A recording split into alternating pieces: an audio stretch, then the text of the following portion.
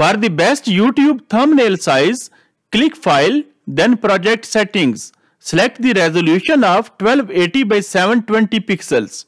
Import a photo from your computer or click Stock Media tab to download a stock image. Drag the image on timeline. In Preview window, adjust the size and position of the image. On Basic tab, you can auto-enhance the image quality. Take some text from Titles tab or 3D text from the text tool.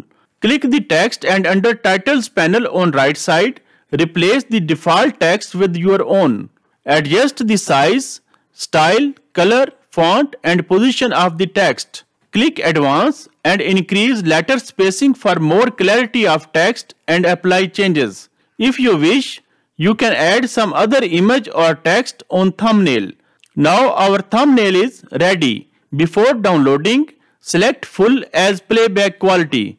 Through this button, you can preview the thumbnail in full screen. Now click this camera icon to download the thumbnail in computer. Select the image format and save location. Thanks for liking this video. Watch more Filmora tutorials.